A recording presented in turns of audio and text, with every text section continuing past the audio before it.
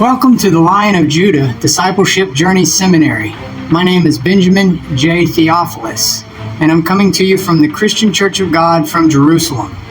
And today we'll be talking about Jesus Christ and the transliteration, translation, and the transcription of his name from Hebrew and how to apply Bible-era Hebrew. His name from Hebrew is Yahusha. That is his first name, and Messiah, Mashiach. I want to introduce you today to the Lion of Judah Discipleship Journey Seminary. I'm using someone else's phone today, so things may be a little slow, but bear with me. We're also representing the Christian Church of God from Jerusalem, and the topic we'll be discussing today is using Bible-era Hebrew for transliterating, transcription, and translating the Bible Hebrew words and their meanings. Now, I will be adding some links in the description that gets into much more detail than what this video does. We're basically going to do a general overview. And as you can see on the screen, you may see these various representations for the name of God and for Jesus Christ on the internet, and it can be and appear quite confusing at first. And sometimes when people do get into trying to learn Hebrew, they do so by getting into modern Hebrew. And what they are often unaware, even some scholars, is unaware that the modern Hebrew has gone through a lot of changes. And we'll get into that later. And for right now, I just wanted you to see the variety of translations, which some of these you may be familiar with and some of them you may not be. Now, for clarity, I'll be using computer-generated replications of original scrolls. And that just makes it easier to read, see, and understand at times. What we can first do is just give a general distinction between modern Hebrew and Bible-era Hebrew. And one of the important things is to kind of consider the timeline for this kind of Hebrew. So, for example, if you've looked at any of the videos before, we've gone through this chart concerning the oldest form of Hebrew script that was used, which is cuneiform, then the Sinai script, the Phoenician script, and the Aramaic script, which all of these scripts, what happened was the Hebrews utilized them during these times or eras. And when they did so, they conveyed their culture through it, and that's what made that particular language script holy. And it will be this last language script here that we will be dealing with during the era from 600 BC to the time of Christ. And this was actually a Hebraicized Aramaic script. Now on this chart, you'll see that the early Bible-era Hebrew that Jesus, the prophets such as Daniel, was familiar with is represented by this first line up here at the top, this red line there. And then modern Hebrew, the script began to change, and it is represented by this brown line here. And then you had what was called a Samaritan script, which is represented by this orange line right here. And basically what's going on here, and this Greek influence line is important here because this shows when the Greek influence started to get involved in the Hebrew script, this Hebrew script, and how these two influences make up what's modern Hebrew today. So this brown line here at the center, what it represents here, this represents when the actual language script characters for the alphabet began to change. And during this period here, before the birth of Christ, is when this change started to begin in the alphabet inventory for modern Hebrew. And what you'll recognize and be able to see later, especially as you do studies on this, is that sometimes this is called Herodian script because this influence began around the time of Herod, the Greek influence. And you can see the parallel Greek influence there in the green. And then what wound up happening is that as the Greek influence became heavier here during this time, what wound up happening, we start calling this Eurasian Hebrew, that is modern Hebrew, Eurasian Hebrew, because it started using Greek vowel points, and even later it started using the German and Spanish dialects and vowel points systems in those languages. And these changes made modern Hebrew inadequate for Bible study. Now, there's what is called a Samaritan script, this orange here. It too was influenced by the Greek the same time modern Hebrew was.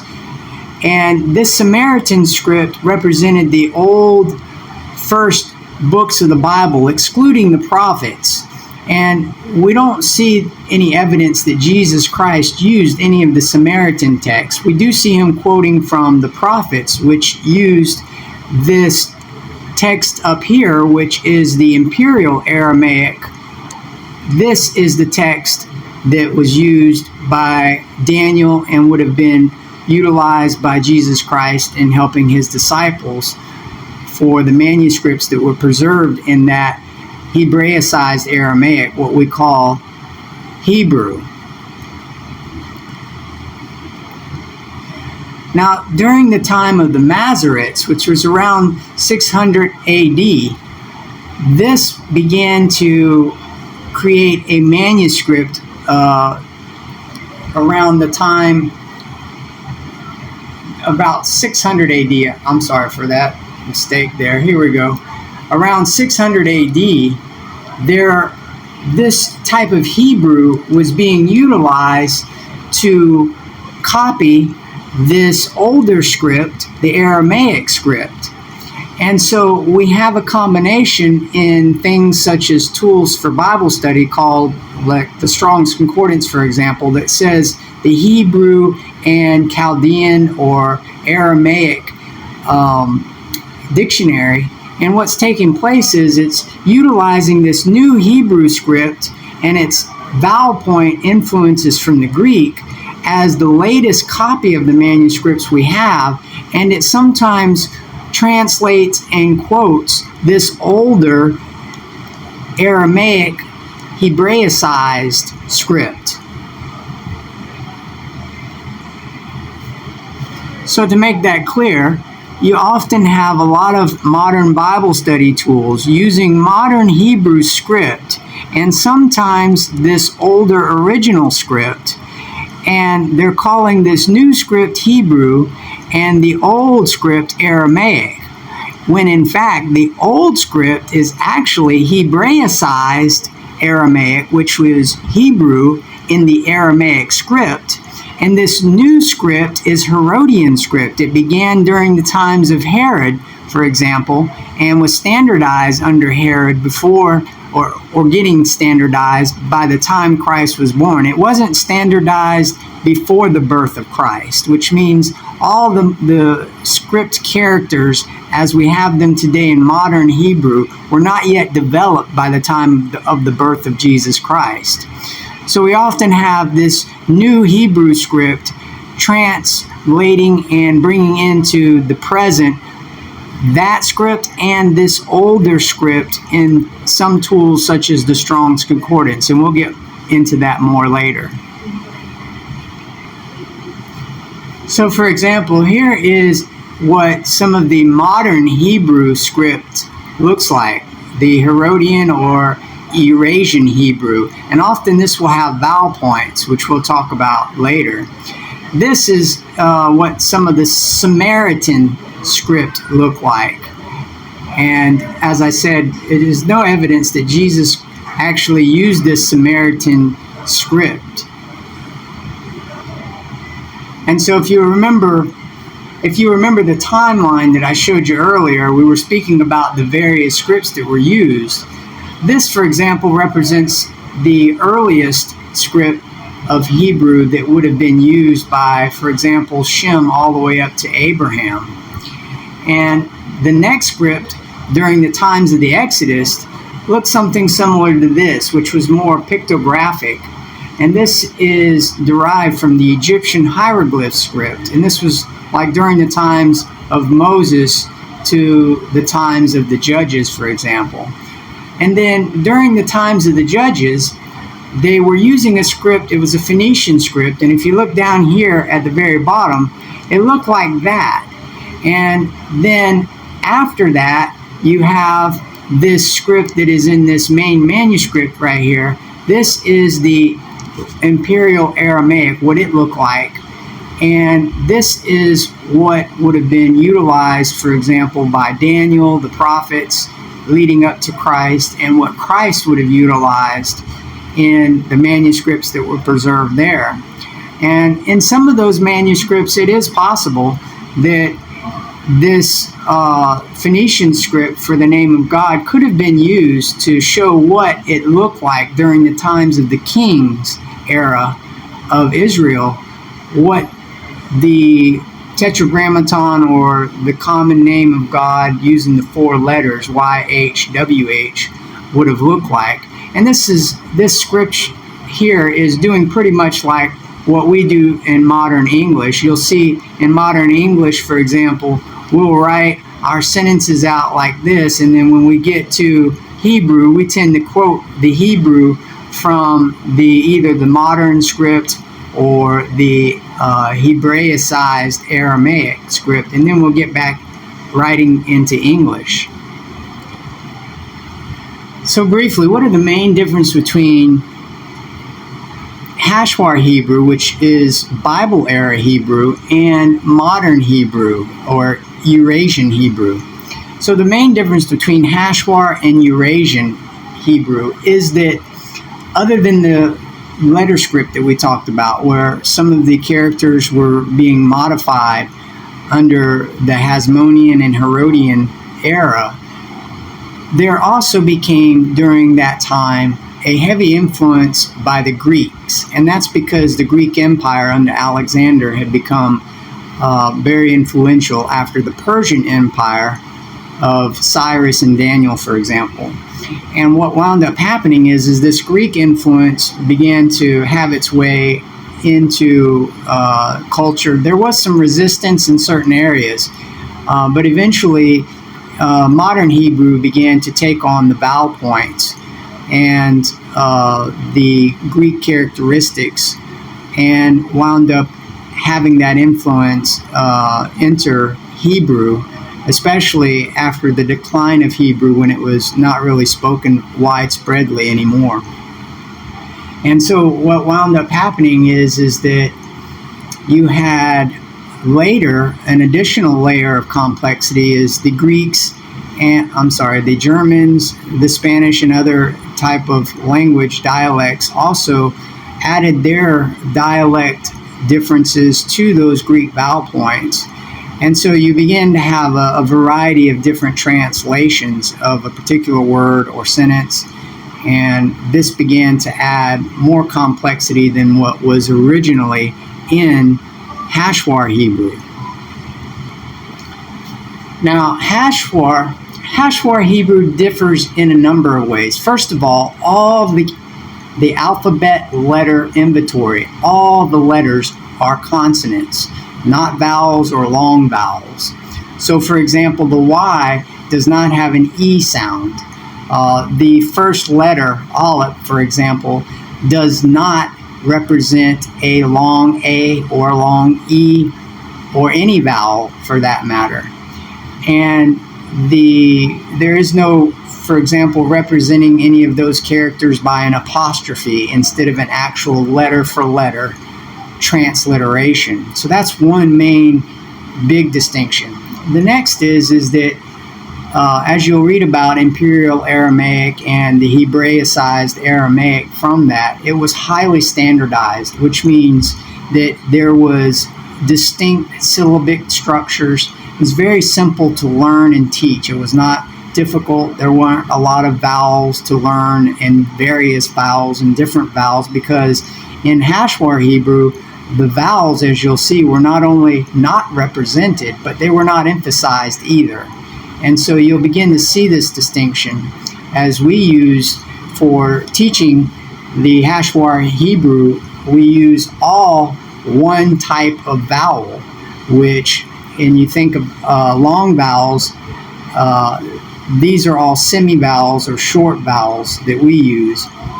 And they all represent the vowel sound as the A in ball, which is also like the short vowel O in otter, versus a long vowel like the O in the word omega. And so having that general introduction and distinction between the two, I want to take you to a site that's going to help you apply the Hebrew. And this is the Bible era Hebrew.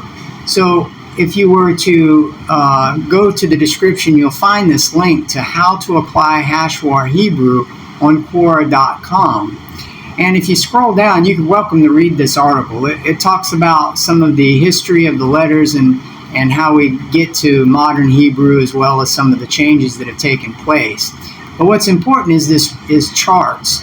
Here's one chart here that represents all the consonants for that Bible era Hebrew. And remember, this is pure abjad, which means there are no vowels represented by the consonants and no long vowels. In other words, none of these consonants double as both a consonant and a vowel like you find in Greek.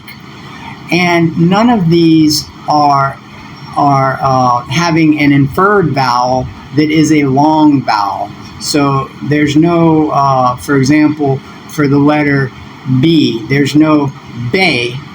There is ba, for example, but not bay, because A is a long vowel, for example. All right, and you can take a photo of this, a screenshot, and keep this so that you can come to this chart when you're trying to transliterate, when you're trying to bring into English the Hebrew letters, and you can use this chart to help you along the way.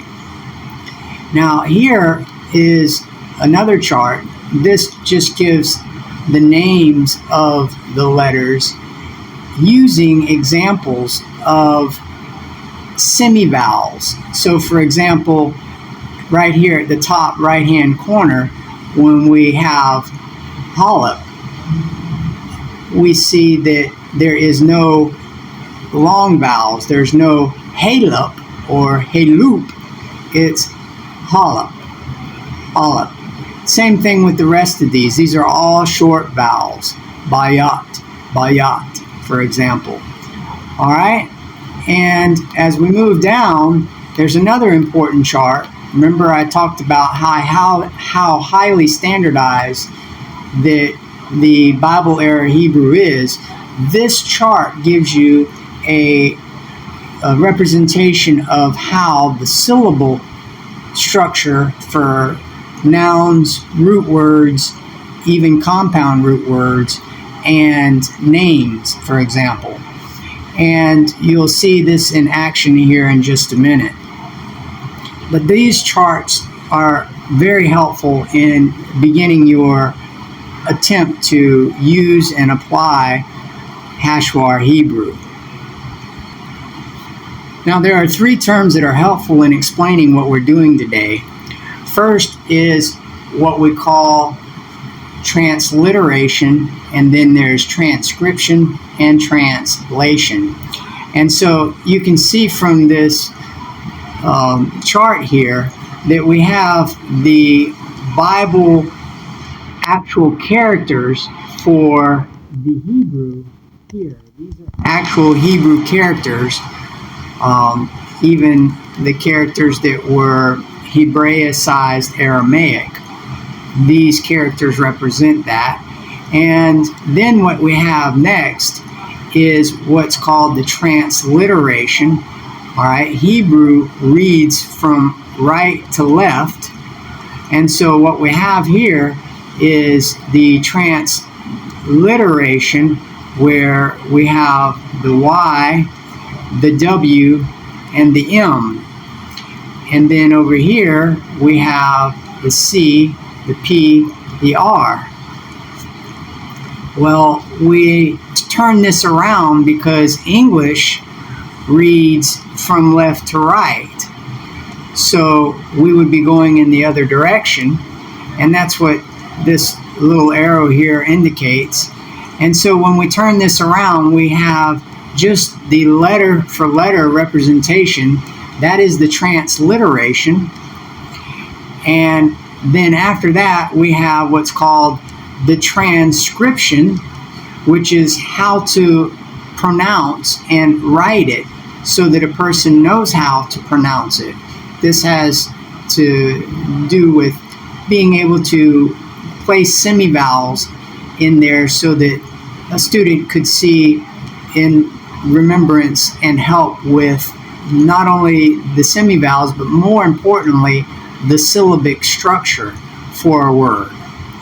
And then the translation, of course, is the meaning of the transcription and transliteration, and it is here, for example, day and atonement.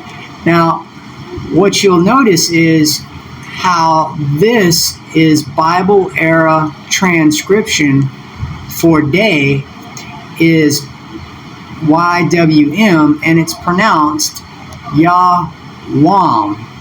Yawam. And you could go back to the syllabic structure chart that I told you about, and you could see that there are 3 letters here. And when there are 3 letters, what that means is you can use the chart to help you look at those letters and remind you where the vowels go in your efforts to transliterate. So, for example, there were 3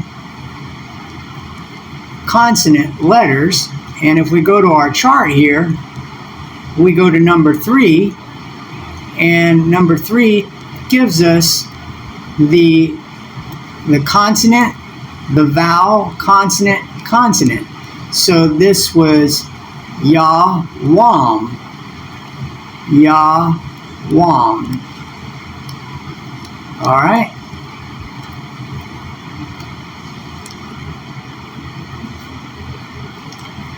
And of course, this next has 3 letters as well, and it is Kapar. Yawam Kapar is how to say Day of Atonement, for example. Now, let's compare that Hashwar Hebrew with modern Eurasian Hebrew. If you look here, you will see that, first of all, this is the 3 letters, and this is the transcription. And this transcription is Yom. That's how they pronounce it.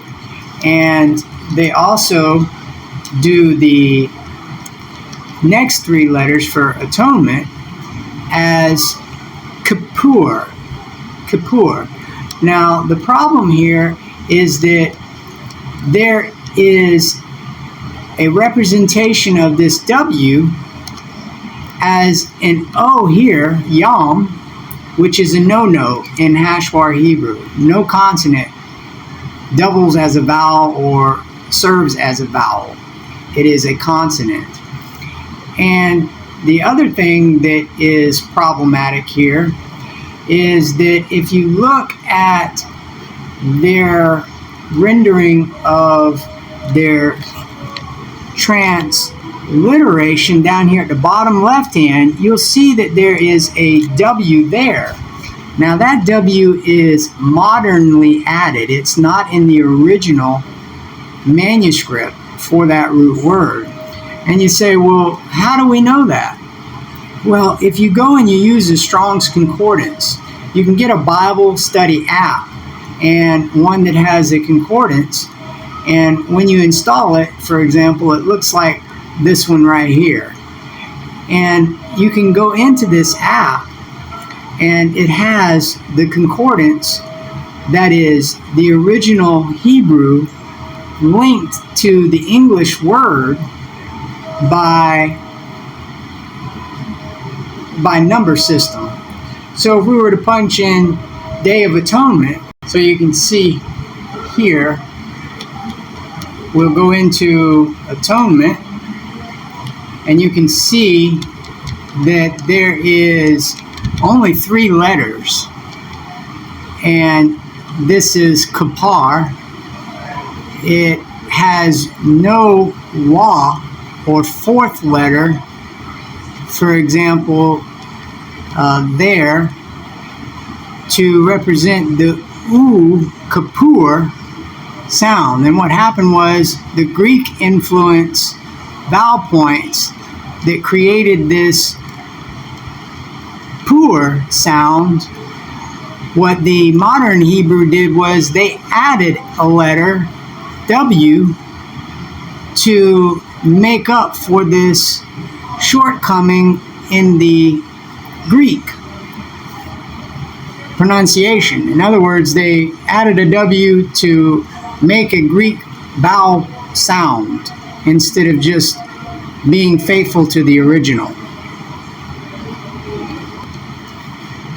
And we can look at day and see that there is there only the 3 letters that we had before, and you can see the incorrect transcription where they transcribed it with a long or vowel O instead of the proper W.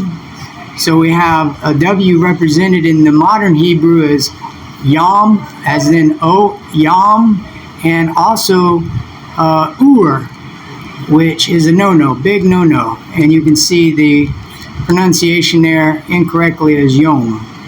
So now you can see the major error that modern Hebrew has done by diverging from the original manuscripts and the original root word. I wanted to show you how it was important that the vowels were not as important as the consonant.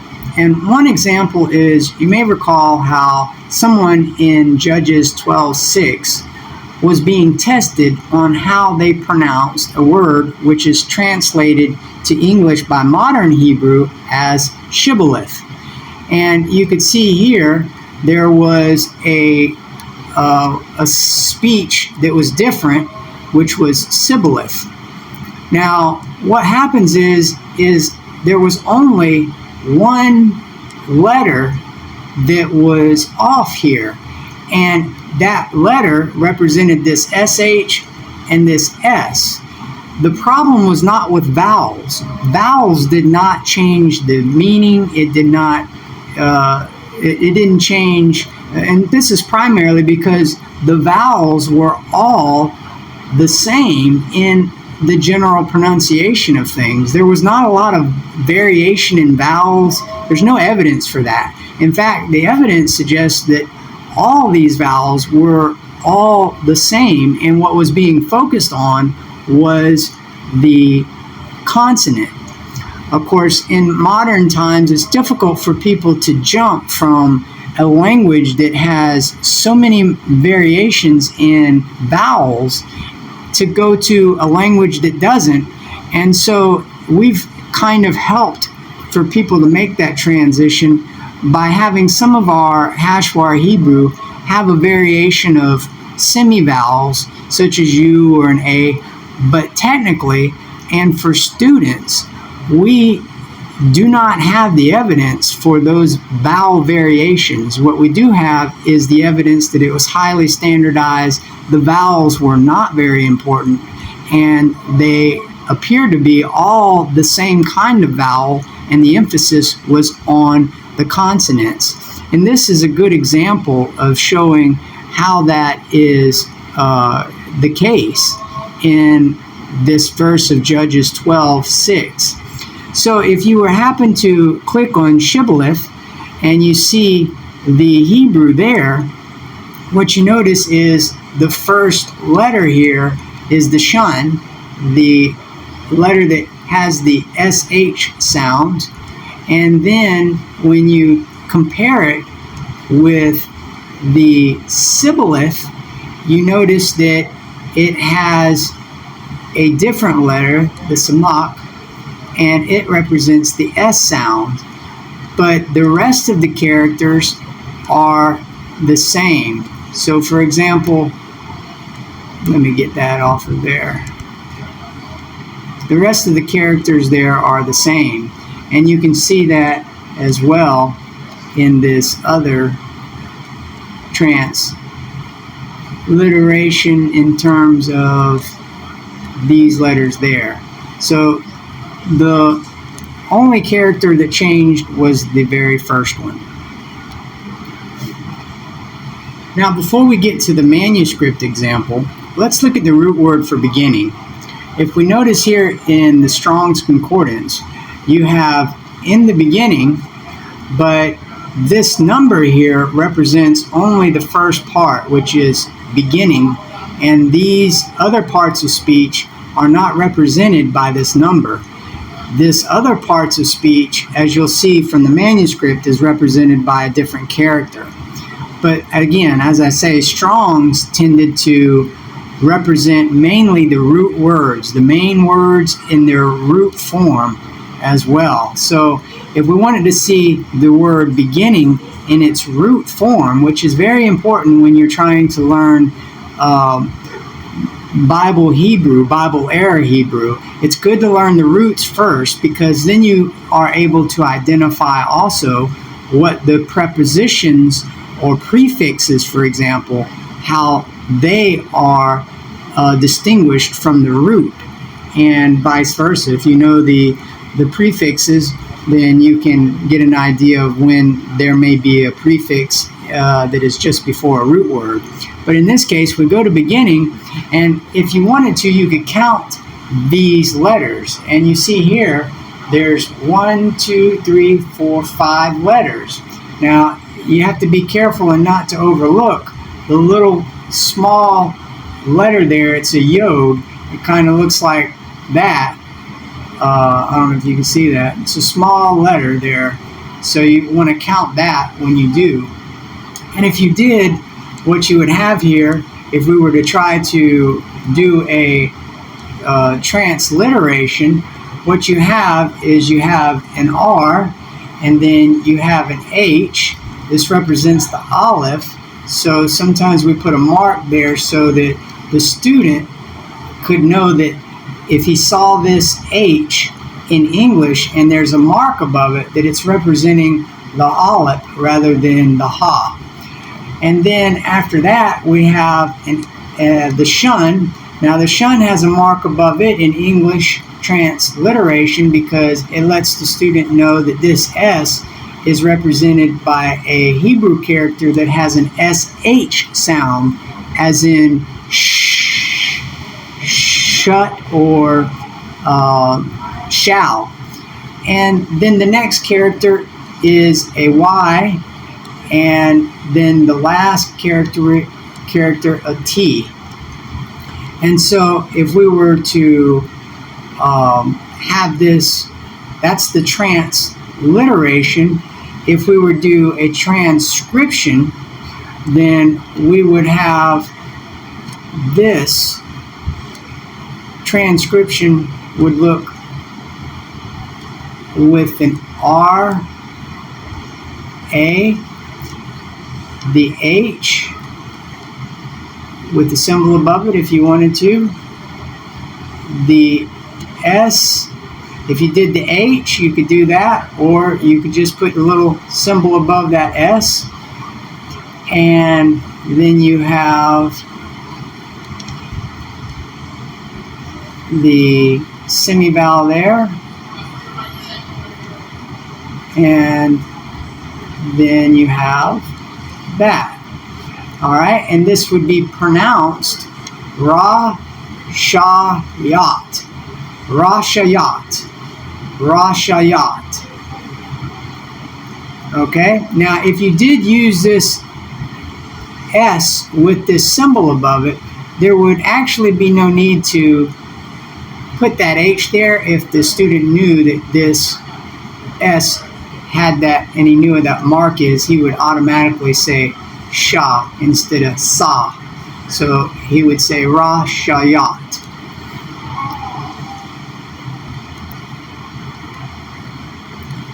Now if we go to a manuscript and we were to go to Genesis chapter 1 verse 1 as we were just in the concordance, we begin to see that we have the root word here. Remember that? Rashayat. And that is represented here in the transcription, Rashayat. And then we have here a character that is represented as a prefix for a part of speech, such as a preposition. In this case, it represents in. And so with this new character up front, this would be pronounced Ba-Rashat. Ba-Rashayat. I'm sorry for that first mispronunciation. Ba-Rashayat. Ba-Rashayat.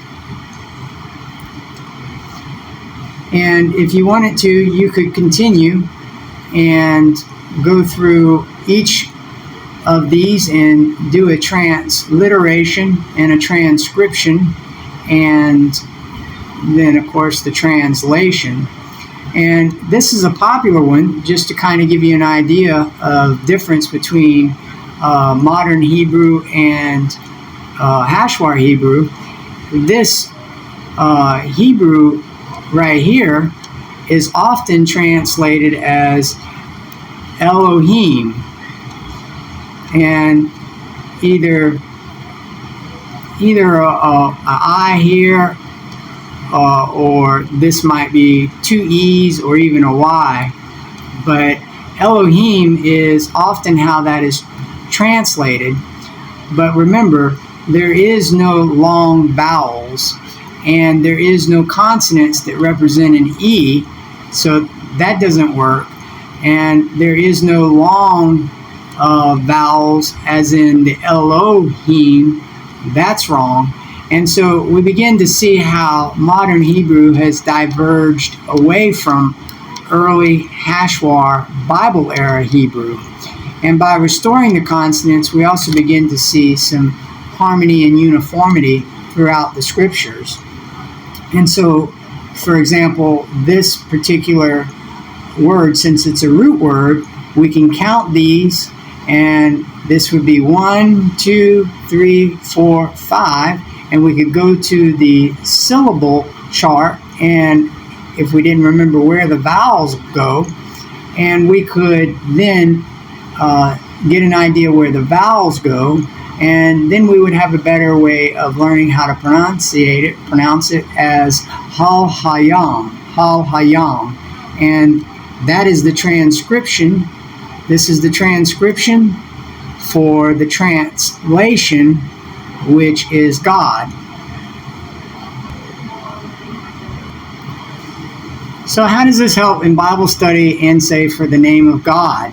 Well, if we're using a King James Version, the name of God is often translated in different ways. So you would need to be familiar with that to be able to find the Hebrew word. But in this case, I've helped out, and in Psalms 68:4, there's an example of where God's name is being used, but it's mistranslated as Jah, which is actually a transcription. It's mistranscribed. And so if we were to tap and go to the Hebrew to see what those original Hebrew letters are, we can see it here. It's just simple YH. And if we were to add the semivowel in there for a transcription, then we have Yah. Okay, and let's say that we wanted to see the more popular tetragrammaton, which is often represented as Jehovah, is the transcription. Let me get this right. Jehovah. Do a search there. And this thing is not wanting to work right. There we go. And so let's use this right here. We notice here, this is Isaiah 12:2, and we see here that there are two references to the tetragrammaton. One is translated as Lord, and the other is actually a transcription for the Hebrew, the tetragrammaton, which is for 4 letters. So let's go to the tetragrammaton first and see it. That's the 4 letters. And if you notice, there are those 4 letters, and those 4 letters are basically YHWH, and that is the transliteration.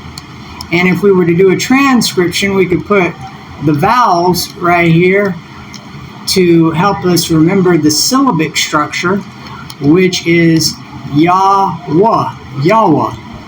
And so by doing that, we can see clearly that the Greek modern Hebrew is an error here by saying Jehovah. There's no long O, ho, as in Jehovah. We can see that. And that lets us really get to the truth of the matter to figure out what was the original Hebrew and how was it transliterated letter for letter, so we can get a proper transcription and even a proper translation. Because if we step out and we go to this word Lord and we tap on the Hebrew there, look what we've got. We've got the name of God in his exclusive reference here.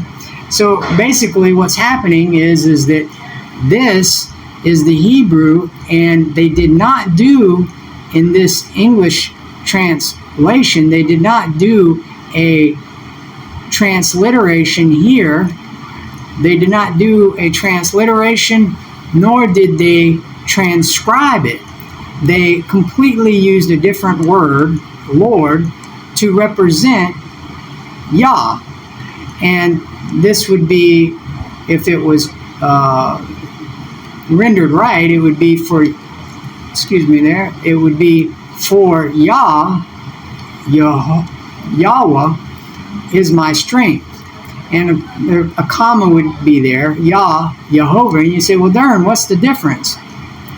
Well, in order to know the difference, you would have to understand these two roots here.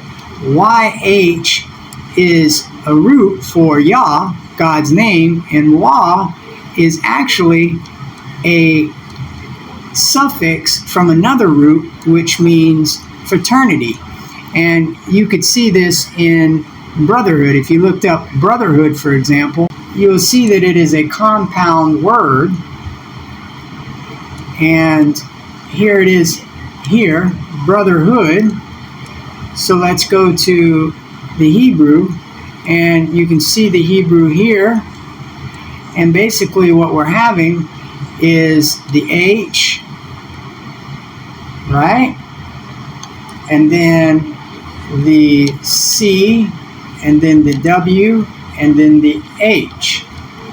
All right, and this is, we could put a little small vowel there and a small vowel there, and we've got Hashwar. Now you may hear Muslims call each other Akh. They get that from this. This is Akh. Akh. All right, and this is Wa for fraternity or brotherhood. And so you can also see this reflected in the translation as brotherhood. And this part here is referring to the hood part. So basically, Yahud would be a translation of Yahweh, and Yahud would be like the fraternity or body of Yah. So Yahweh is actually in context, and there are contexts when it's referring to God operating through something or someone or a body of people. And so that is the difference between Yahweh, and Yah is just referring to Almighty God alone, not any angels or anything with him or besides him, just him alone. And we have articles that go into detail and describe that even further. So what about Jesus? Let's say we wanted to see what is the Hebrew name for Jesus, right? Well, we would punch in the search engine and we would go Jesus, and we would look for, and we would look for it, and it should pop up. So here we have Jesus. Now, this book of Matthew, chapter 1, is coming from a Greek manuscript. So if you notice here, the number has a G in front of it, representing the Greek. But if we go there, if we click on it, it gives us the Hebrew. This is the Greek rendering here, the Greek letters, Jesus, and the pronunciation there. But what's important out of all of that is the Hebrew origin right here, Hebrew 3091. Now, because I'm already familiar with that, we can back out of here and go straight to it by the knowledge that the English translation has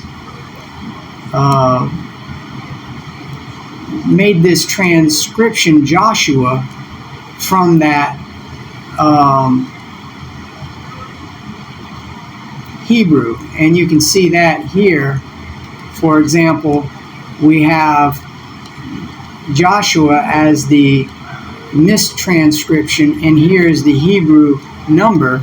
So we'll go there and we can see that here is the letter for letter Hebrew, and that basically comes out to YH WS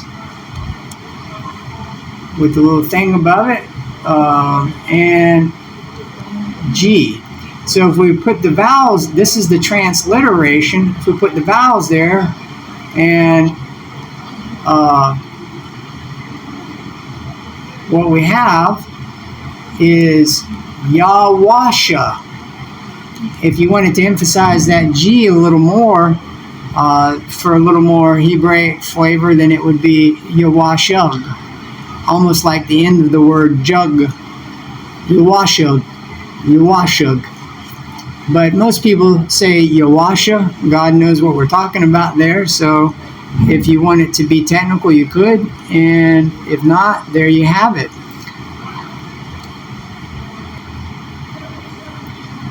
So just before I close, now you know that this is the proper representation. And if you'd like to go into articles, we go into detail about how the W was selected by Semitic speakers after it became part of the English inventory of alphabet letters as the closest representation to the Wa over any other historical or present letter that is represented, such as V or U. All of those are false. So you can cross these out, and we see that we have the correct transliteration, and same thing for the Hebrew name for the Son, and also the correct transcription here for both Yahweh and Yawasha. And the translation for Yahweh would be, for example, Almighty God or the Creator. The translation for Yawasha would be the Son of God, but more specifically in terms of etymology is that Yah is salvation or is Savior, And so when Jesus said he came in his Father's name, he literally came in his Father's name, which is Yah, and did so in that name meaning salvation, as Yah being the source of salvation. So there you go. You can share this video so others can learn and understand and get a letter for letter representation and understand the difference between Bible era Hebrew and modern Hebrew. You can find me on Facebook as Ben J. Theo. Usually there's a lion there in the profile picture with a girl that is hugging the lion. The lion represents the Lion of Judah, and the girl is hugging him, and it's a beautiful representation of how the love of God in children and should be in us toward God and His Son. But anyways, I've been J. Theo, and be sure to send us your questions or comments. Even if you have professors or teachers that would like to know more, send them our way. And if you like this, go ahead and hit the like.